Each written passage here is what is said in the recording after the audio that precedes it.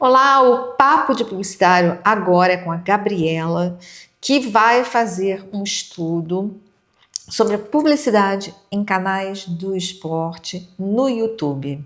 E claro, vai trazer como o exemplo, um estudo que vai ser delimitado pela Cazé TV, que é inclusive um fenômeno bem recente, né? Recente. Tem o quê? 2 anos, 3 anos? Começou em 2023, se eu não me engano. É bem recente. Recente. Mas eu acho que ganhou visibilidade mais com as Olimpíadas. Foi. O salto quântico deles foi com as Olimpíadas. Então vamos lá. Por que você, primeiro, claro que se torna uma pesquisa de campo para se aplicar todo o embasamento teórico que você vai fazer. Você é espectadora assídua? Espectadora assídua. Eu sou muito interessada por esporte e principalmente por futebol.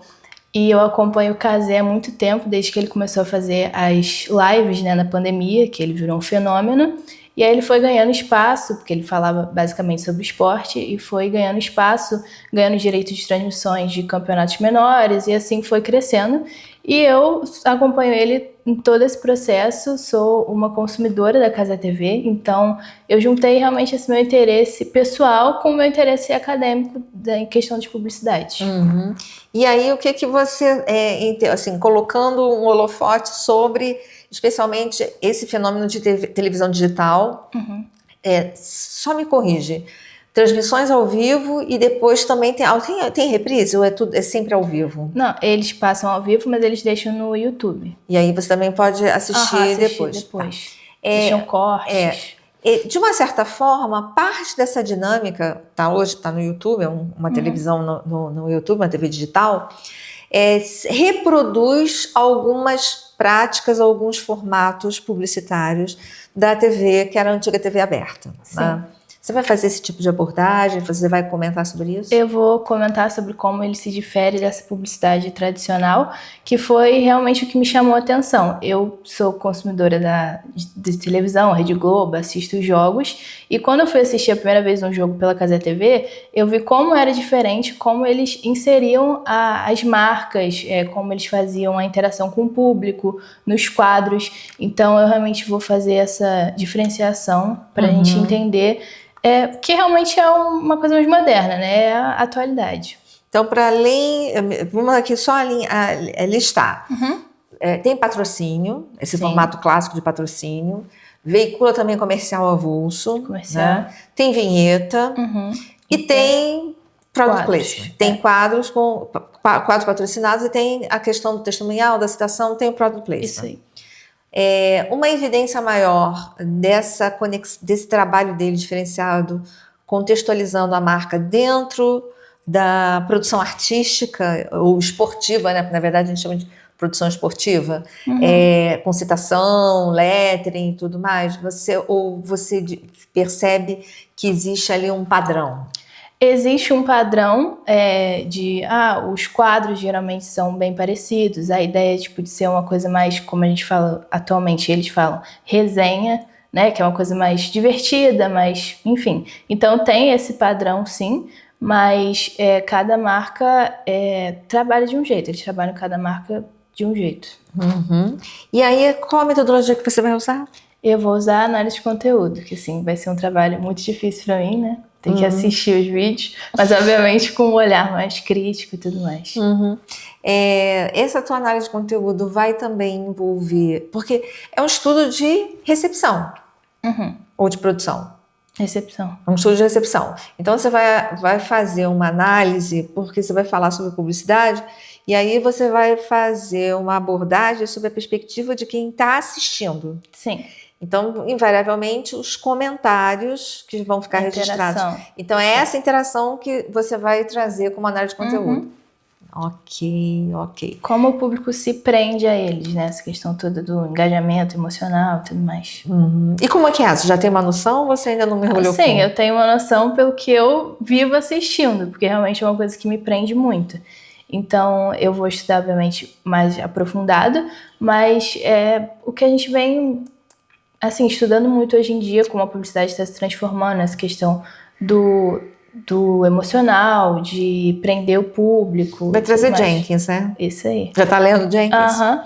Cultura de convergência. Cultura de convergência. Deixa eu te fazer uma outra pergunta. O público do Cazé, por ele ser mais, assim, uma linguagem mais irreverente, você acha que é um paradigma da minha parte dizer que o público é mais jovem? Não, é um fato. É um fato. É um público mais jovem. É um fato.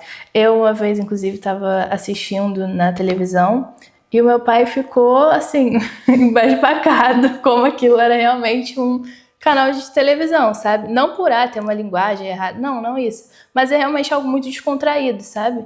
Então eu acho que tem esse paradigma, de fato, das pessoas mais velhas, que eu acredito que tenham, sim, consumidores mais velhos. Mas não é todo mundo. Não é todo mundo. As pessoas que têm uma experiência maior com a TV aberta, sim. E inclusive com porque é interessante porque as TVs, os canais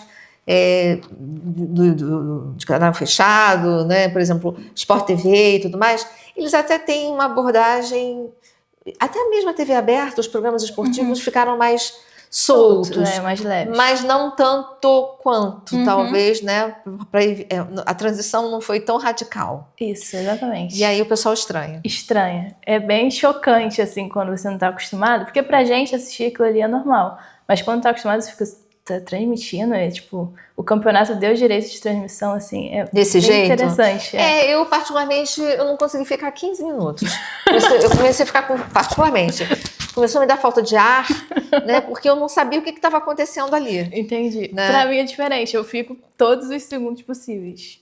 Eu tava assim, não, peraí, o que ele tá fazendo? Não, o que é isso? Não, isso é um deboche? Não, mas é sério, aconteceu isso mesmo? É muita informação. Aí você fica procurando, porque sem falar que quando, inclusive, assim, eu não assisto com frequência, quando ele está em conjunto com colegas, aí fica um surto. Isso. É uma sensação de que... É uma bagunça, né?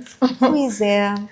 Assim, eu acho que quem acompanha ele desde antes dele ter a Cazé TV, quando ele fazia só as transmissões ao vivo, entende muito melhor. E quem acompanha geralmente eram os jovens. Porque foi nessa época que ele fazia as transmissões ao vivo que aqueles amigos que hoje em dia estão trabalhando com ele foram inseridos, assim, de uma forma leve. Então são pessoas que a gente acompanha, que a gente sabe histórias desde a época que ele fazia essas lives, entendeu? E aí eu te pergunto, para além desse humor, né, tem realmente conteúdo? A cobertura esportiva tem ali em algum momento um caráter jornalístico da cobertura esportiva? Tem momentos mais sérios, assim, mas realmente informativos, assim, informando, né? Então eu acho que eles até, pessoalmente, eu acho que poderia ser um pouco mais sério para ser algo que cresça no futuro e tudo mais. Eu acho que eles se baseiam muito nessa questão do entretenimento, da dinâmica. Então, é uma balança, mas é bem mais para o entretenimento do que para a informação em si. Você os acompanha desde o início. Você já percebeu se houve uma mudança na abordagem para tentar angariar novos públicos? Porque eles adquiriram um status, antes parecia uma brincadeira, depois eles adquiriram um status de TV. Né? Isso. E aí, quando você traz patrocinadores, tudo bem que eu acho que quando um patrocinador se associa a uma transmissão como essa, quer alcançar, está enxergando alguma coisa ali e quer alcançar esse público. Mas você acha que existe já um movimento de um alinhamento para se aproximar um pouco mais do que nós poderíamos dizer da versão clássica já construída que a gente tem? Eu acho que eles estão cada vez mais, assim, tornando uma coisa mais séria. A gente vê até no posicionamento do Cazé mesmo, mas ele fazia muito mais live, brincava muito, falava, agora ele é uma pessoa mais séria. Ele é um empresário. Ele é um empresário, então cuidado com o que fala. Um âncora. Isso aí, tudo mais. Então existe esse movimento de aquilo ali ser o trabalho deles e uma empresa séria e tudo mais, e eles transformarem aquilo não só em brincadeira. E eu acho que isso está melhorando muito, está realmente crescendo. E fazendo um pouco aqui de bidu, pegar uma bola de cristal aqui. Você vislumbra, por exemplo, nisso que você vai fazer o seu estudo, aonde você quer chegar? Porque eu quero entender como essa publicidade é tão diferente da publicidade tradicional, como difere tanto, e por que chama tanta atenção, assim, principalmente dos jovens e tudo mais. Como é algo muito diferente do que a gente está acostumado, e que eu acredito que é algo que cada vez está mais presente. Até a Globo, por exemplo, já criou um canal que é GETV. Criou para Qual é o nome? GETV. GE? Uhum. Globo Esporte. TV. Porque a gente aqui está influenciado por outra GE, né? Eles já criaram justamente para ser um concorrente que é bem parecido, assim, a dinâmica da Cazé TV. Então, eu acho que é algo que é o futuro, assim, sabe? Algo que a gente está vendo acontecer e que vai cada vez mais estar mais presente na nossa vida. Então, é algo que realmente eu queria entender e estudar por ser um tema muito recente. Tanto que tem pouquíssimos artigos falando sobre isso, exatamente sobre isso. Então, eu quero realmente tentar contribuir para esse movimento que está surgindo. Você já parou para pensar na possibilidade, porque você ainda está bem no início, embrionário, né? É um pré-projeto, de você tentar, de repente, como há poucos estudos, acho até por uma questão até de visibilidade, de tentar fazer um estudo de caso mesmo, ou seja, né, ir na fonte, tentar uma entrevista com ele. Mergulhar, né? Eu não tinha pensado, mas é bem interessante. Porque o que caracteriza o estudo de caso é você ter fonte primária então seria você estar né, acessá-lo, entrevistá-lo, né, compreender essa dinâmica, para além desse estudo documental, que você vai ter que buscar, né, história, né, fazer não, assim, no caso da construção, porque provavelmente você vai encontrar a história dele, né, essa evolução dele, você vai realmente ter que fazer uma análise dessa evolução. Aliás, esse recorte vai ser desde o início, desde 2020? 23, se eu não me engano. Foi depois da pandemia? Foi depois. 23, 24, 25, 26, enfim. E aí você vai ter que contar com o que está registrado no YouTube, né? Isso. Que é considerado, inclusive, né, o suporte da memória, né, é o YouTube. A gente vai buscar tudo lá. Mas, assim, a possibilidade de, para além do que está registrado lá, você fazer efetivamente um estudo de caso, de entrevistá-lo. Eu não tinha pensado nessa possibilidade. Assim, eu ia adorar, né? Então já se prepara para o comitê de ética, porque, né, vai ter que entrevistar pessoas. A gente ainda tem que passar o projeto pelo comitê de ética. Já estou aqui adiantando. Porque vai envolver entrevista em profundidade. Então, é um caso a se pensar. Troca uma ideia com o seu orientador. Pode deixar. Tá bom? Então, sucesso no seu trabalho. Muito obrigada. E aí, nos vemos aí no semestre que vem. Quero que você conte novidades. Pode deixar. Tá bom?